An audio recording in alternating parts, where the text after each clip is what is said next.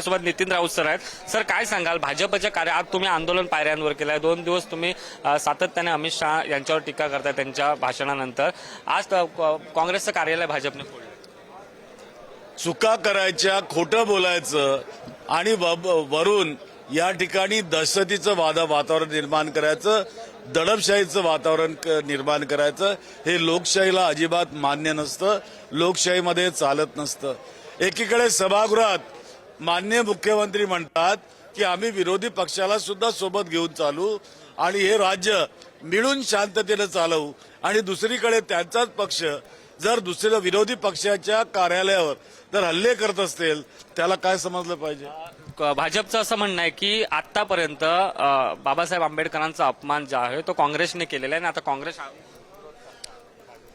बाबासाहेबांनी संविधान लिहिलं आणि भरल्या संविधान सभेत त्यांनी सांगितलं की मी काँग्रेस पक्षाला धन्यवाद देतो की त्यांनी मला ही संधी दिली।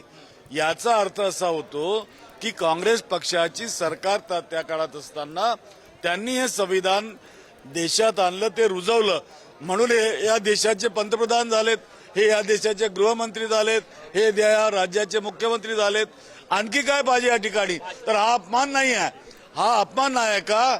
त्यांनीच ठरवावं। भाजप फेक नॅरेटिव्ह पसरवतं असं म्हणताय काँग्रेस। तर भाजपाची सवयच आहे फेक नॅरेटिव्ह पसरवण्याची, यात काही नवीन नाविन्यपूर्ण काय? RSSने तेच केलं आणि हे सुद्धा तेच करत आहेत, त्यामुळे दुसरं काही याच्यामध्ये नाही।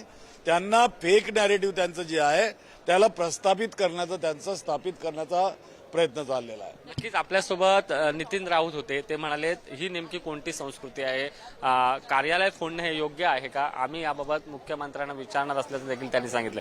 कॅमेरा पर्सन विकास सुशांत सावंत, पुढारी न्यूज, नागपूर। नाही सोडणार, जॉब करते नाही सोडणार। तू कोण होतीस बोलायला? तू कोण बोलतेस? तू कोण? हात तू कशाला उचलले? हात का उचलले? गुन्हेगारी करायची, कार्यालयात तोडफोड करायची, हे संविधान मान्याची प्रवृत्ती आहे का? यांना संविधान मान्य आहे का? हा याचं उत्तर दिलं पाहिजे। या संदर्भात मुख्यमंत्र्यांनी खुलासा केला पाहिजे आणि त्यांच्यावर कारवाई केली पाहिजे। हे विभागीय कार्य आमचं जे आहे नागपूर मुंबईचं, त्या कार्यालयावर झालेली तोडफोड आहे। कुठल्या कारणावरून ही तोडफोड झाली? आंदोलकांचं काय म्हणणं होतं? का करण्यात आली? काही माहिती आपल्याला मिळाली नाही, आंदोलक बाबासाहेब आंबेडकरांचा फोटो घेऊन गेले। आम्हाला वाटलं बाबासाहेब आंबेडकरांचा फोटो घेऊन येत आहेत तर ते आमच्याबरोबर आहेत किंवा आम्हाला आमच्या म्हणण्याला दुजोरा देण्यासाठी आलेत, अमित शहांचा निषेध करायसाठी आलेत असं वाटलं। आणि गेल्यानंतर बाबासाहेब आंबेडकरांचे फोटो काढून टाकलेत, बाजूला फेकलेत आणि साहेब डायरेक्ट जाऊन दरवाजावर खुर्च्या तोडफोड करून, दगडफेक करून ऑफिस उद्ध्वस्त करण्याचं काम केलं। पोलीस शाई फेकली, वाटेल त्या प्रकारे त्या पद्धतीनं धिंगाणा घातला। मग पोलीस होते काय करत होते? पोलिसांना माहित नव्हतं? लाठीचार्ज करायला नको, बदलून काढायला नको? अरे तुम्ही जर लोकशाही मानत असाल, आम्ही आंदोलन केली पण आम्ही काय कोणावर दगड फेकला काय? आम्ही शांततेच्या मार्गाने आंदोलन केलं, आम्ही निषेध नोंदवला। लोकशाहीमध्ये तेवढा अधिकार नाही का आम्हाला? एक महामानवाचा अपमान होत असताना आम्ही जर ते केलं तर गैर काय? परंतु त्याला प्रत्युत्तर म्हणून आमची कार्यालय तोडफोड करत असतील तर मात्र हे या देशामध्ये आता लोकशाही जिवंत राहिली का? या देशामध्ये संविधानाला मानणारे सत्ताधारी आहेत का? हा खरा प्रश्न येतोय। यावर तुरंत कारवाई व्हावी। हे प्रकरण डायव्हर्ट करण्यासाठी झालेलं आहे, कारण आता हे अंगलाट आलं, देशात निषेध होत आहे, परदेशात निषेध होता उद्या बाबासाहेबांचा अपमान केल्यामुळे। त्यामुळं यांनी या विषयाला डायव्हर्ट करायसाठी आमचे कार्यालय तोडफोड करणं सुरू केलं आहे असा आमचा स्पष्ट आरोप आहे। दोषीवर कारवाई व्हावी, त्याला अटक व्हावी, नाही झालं तर उद्यापासून आम्हाला वेगळी भूमिका घ्यावी लागेल। बीड आणि परभणी प्रकरणामध्ये सुद्धा मंत्र्यांचा राजीनामा मागितला जातोय, तेही प्रकरण डायव्हर्ट करण्यासाठी हा सगळा प्रकार केला जातोय का? तेही प्रकरण डायव्हर्ट करायचंच आहे। जो कोण लागलाय तो वाल्मिक कराड, काय तपासले जात नाही सगळे धागेदोरे, उद्या मंत्र्यापर्यंत धागेदोरे जातील। मी लिहून ठेवा 100%। 32 खून झाल्याची माहिती आहे त्या जिल्ह्यामध्ये आणि राजकीय लोकांनी केलेली गुंडगिरीची खून आहे। म्हणजे या राज्यामध्ये काय बिहार झालाय काय? पुढे घेऊन चाललो आम्ही आमच्या राज्याला की आमच्याच लोकांनी, सत्ताधाऱ्यांनी किंवा मंत्र्यांनी आणि राजकीय लोकांनी गुंड पोसावेत आणि गुंडाचा फायदा घेऊन, गुंडाच्या खांद्यावर बंदूक ठेवून दादागिरी करून खंडणी वसूल करावी। आता मुख्यमंत्र्यांनी भाषण केलं की वसुली बाजारात सोडणार नाही, तेच तर प्रकरण आहे त्या बीड जिल्ह्यात। त्या अजित पवार गटाच्या माणसं म्हणतात त्यांनी, ते सत्तेमध्ये आहेत. मग ते लोक जर त्या वसुली करत असतील, 2 कोटीच्या खंडणीसाठी जर सरपंचाचा बळी जात असेल, तर मुख्यमंत्र्यांची भूमिका काय? सत्ता भाजप कार्यकर्त्यांनी आज मुंबई काँग्रेसच्या कार्यालयावरती हल्ला आहे तो केलेला आहे आणि या संपूर्णपणे हल्ल्यामध्ये आपण या काँग्रेस कार्यालयावरती ज्या प्रमाणात हल्ला करण्यात आलेला आहे त्या काचा वगैरे सर्व काही या ठिकाणी तोडण्यात आलेला आहे. तर पाहू शकतो की मोठ्या प्रमाणात जो हल्ला आहे तो या ठिकाणी भाजपच्या युवा मोर्चाकडून करण्यात आलेला आहे. या ठिकाणी शाई फेक आहे, त्यासोबतच काचा देखील फोडण्यात आलेला आहे, दगड देखील ही संपूर्णपणे फेकण्यात या ठिकाणी आलेला आहे. आपण पाहू शकतो काँग्रेसचे मोठ्या प्रमाणात कार्यकर्ते आता या कार्यालयामध्ये जमा झालेले आहेत. आपण ही शाईची बॉटल आहे ती पाहू शकतो. या शाईच्या दृश्य आपण दाखवतो. आपण काँग्रेस कार्यालयाच्या आतमध्ये जाऊया, सध्या काय परिस्थिती आहे ती जाणून घेऊया. आपण या ठिकाणी या खुर्च्या आहेत, काँग्रेस कार्यालयातल्या खुर्च्या या देखील तोडण्यात आलेल्या आहेत आणि काँग्रेस कार्यालयामध्ये येऊन हा संपूर्णपणे जो दगडफेक असेल त्यासोबत तोडफोड आहे ती या कार्यकर्त्यांनी केल्याचं पाहायला मिळतंय. या ठिकाणी कार्यकर्ते आहेत ते आता आतमध्ये बसल्याचं देखील चित्र पाहायला मिळतात. काही नेते मंडळी देखील या ठिकाणी जमा होण्यास सुरुवात झालेली आहे, परंतु कार्यकर्त्यांकडून हा अचानक करण्यात आलेला हल्ला हा काँग्रेस कार्यालयावरती करण्यात आलेला आहे. भाजप युवा मोर्चाचे संपूर्णपणे पदाधिकारी असल्याचं समजतं आणि या पदाधिकाऱ्यांना आता पोलिसांनी ताब्यात देखील घेतलेला आहे. जो संपूर्णपणे प्रसंग घडला त्यावेळी कार्यकर्ते अजिबात या ठिकाणी हटत नव्हते, त्यामुळे पोलिसांना या ठिकाणी जो लाठीचार्ज आहे तो करावा लागला आणि लाठीचार्ज केल्याच्या नंतर या ठिकाणाहून सर्वांना पांगवण्यात आलेला आहे. सध्या या ठिकाणी फक्त काँग्रेसचे कार्यकर्ते उपस्थित आहेत. पोलिसांचा मोठा गराडा या संपूर्णपणे आपण जो काँग्रेसचं कार्यालय आहे त्याच्या बाहेर असल्याचं पाहायला बघतोय. प्रकाश भोयसह निखिल चव्हाण, पुढारी न्यूज, मुंबई.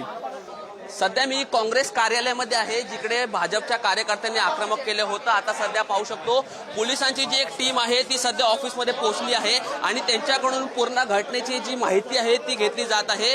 जे या परिसरातले जे डीसीपी आहेत मुंडे सर ते देखील इकडे पोहोचले आहेत. त्यांच्याकडून देखील या संपूर्ण घटनेची जी माहिती आहे ती एकंदरीत आहे जी घेतली गेली आहे. आपण पाहिलं या घटनेनंतर जे काँग्रेसचे कार्यकर्ते आहे ते देखील आक्रमक होताना आपल्याला दिसत आहे. त्यांच्याकडून देखील प्रश्न उपस्थित केले जात आहे की पोलिसची सुरक्षा जेवढी असताना देखील असे सर्व अटॅक कसे होऊ शकतात आणि त्यामुळे आता या सर्व गोष्टीवरती आता आपण पाहिलं जे पोलिसांची आणि काँग्रेसचे जे नेते मंडळी जे ऑफिसमध्ये उपस्थित होते त्यांची जी चर्चा आहे सध्या तरी सुरू आहे. संपूर्ण जी घटनेची त्यांच्याकडून जी माहिती आहे ती एकंदरीत आता पोलिसांकडून घेतली जाणार आहे. महत्त्वाचं म्हणजे आता यानंतर आता पोलिसांकडून भाजपच्या कार्यकर्त्यांवरती काय कारवाई होणार आहे हे देखील पाहणं मात्र आता महत्त्वाचं असणार आहे.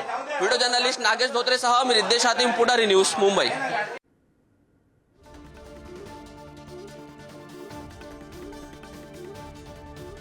तर दृश्य आपल्या समोर आहे. जेव्हा काँग्रेस कार्यालयाची तोडफोड करण्यात आली तेव्हाची दृश्य आपण बघतो. दुसरीकडे या सगळ्या घटनेनंतर पोलिसांनी अखेर भाजयुमोच्या कार्यकर्त्यांवरती लाठीचार्ज केला तेव्हाची दृश्य आपण बघतो आणि त्यानंतर कशा पद्धतीनं या ठिकाणी आता आंदोलन सुरू आहे त्याची ही लाईव्ह दृश्य तुम्ही पुढारी न्यूजवरती बघतात.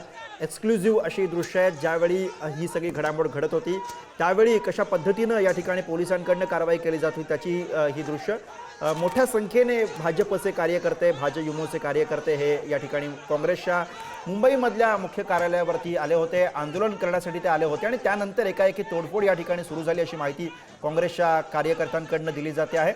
मोठ्या संख्येनं ही तोडफोड झाली, काचा फोडल्या गेल्या, खुर्च्या तोडल्या गेल्या अशी माहिती काँग्रेसच्या कार्यकर्त्यांनी दिलेली आहे. त्याचबरोबर दादागिरी करत या ठिकाणी हात उचलण्याचाही प्रयत्न झाला अशी माहिती काँग्रेसचे कार्यकर्ते देत आहेत आणि यानंतर पोलिसांकडनं कारवाई करण्यात आली. मात्र पोलिसांच्या भूमिकेवर सुद्धा काँग्रेसकडनं प्रश्न उपस्थित केले जात आहेत.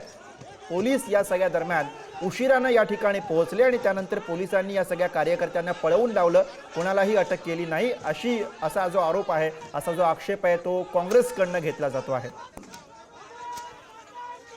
गृहमंत्री अमित शहा यांच्या बाबासाहेबांच्या वक्तव्याबाबत काँग्रेसनं जी भूमिका मांडलेली होती त्यावरनं खरं तर भाजपच्या या सगळ्या कार्यकर्त्यांचा आक्षेप होता आणि त्याच विषयी आंदोलन करण्यासाठी हे कार्यकर्ते या ठिकाणी काँग्रेसच्या कार्यालयामध्ये पोहोचले अशी माहिती आहे. मात्र त्यानंतर दोन्हीकडच्या कार्यकर्त्यांमध्ये वादावादी झाली आणि त्यातनंही प्रतिक्रिया आली.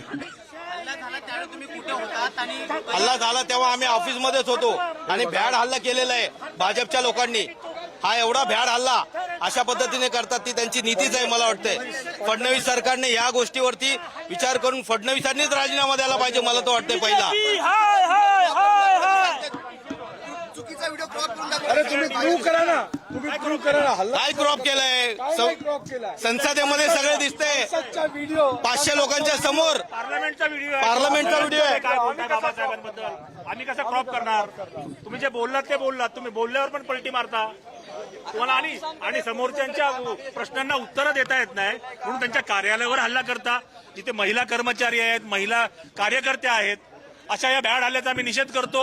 आणि अत्यंत गुंड प्रवृत्तीचे लोक आहेत, सरकार स्पॉन्सर लोक आहेत. आणि मला वाटतं हा सरकार प्रायोजित हल्ला होता, कारण त्यांना तिथे आम्ही काल निषेध बाबासाहेबांच्या या अपमानाबद्दल करण्यासाठी होतो. आम्हाला बाहेर